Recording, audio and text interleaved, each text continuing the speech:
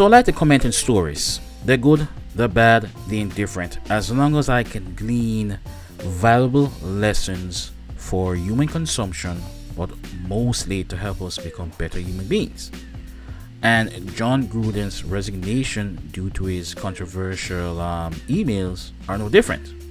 Now, Jon Gruden, as comically known in the NFL circles and as a fan, if for people who are not American sport affiliated or don't know about it, he's referred to as Chucky, stemming from his facial expression of a movie character. He's a fiery guy, and he definitely wears his emotions on his sleeve. And it's safe to say he's conservative. I mean, he's registered as a Republican, I believe. And as evident, it does really cause me get into some hot water. Now, what's most curious about this to me is when I first heard about it, is the timing.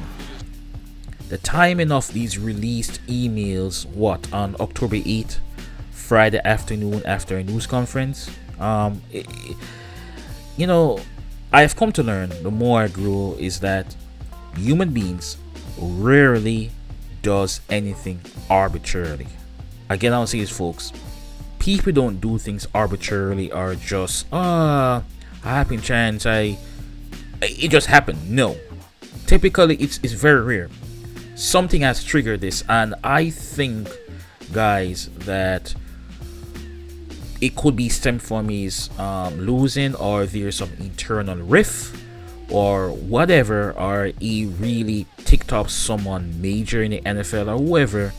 This was an intentional sabotage campaign against a guy.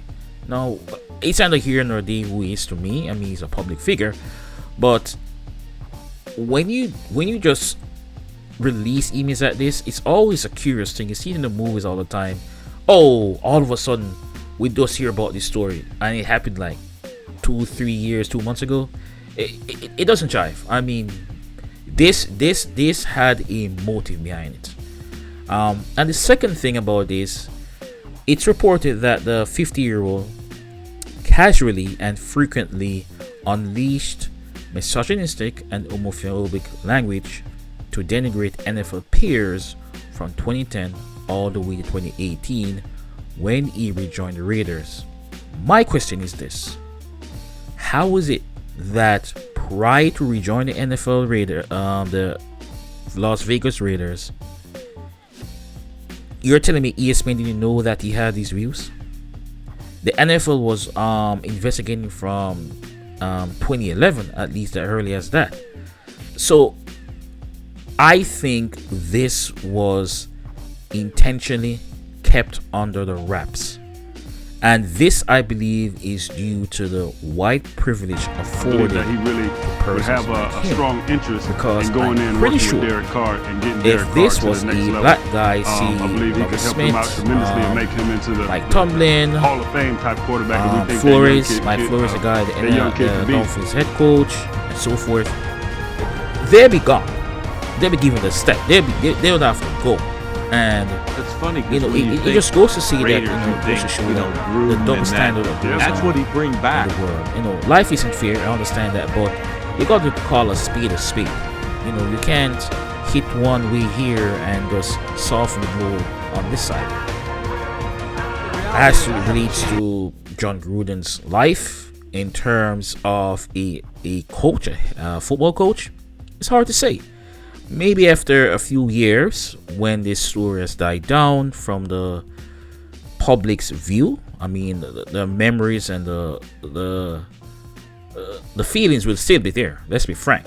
However, it doesn't mean that he can't do some form of NFL, maybe at an high school level or something. He's pretty much toast as it relates in the NFL circus for the most part. I'll be frank with you guys. I wish him all the best. He is a human being like all of us. He does deserve some level of redemption. Redemption, that is. So we see what happens. But in any case, that is my 2 cents. Please comment, like, and subscribe. Until then, bless.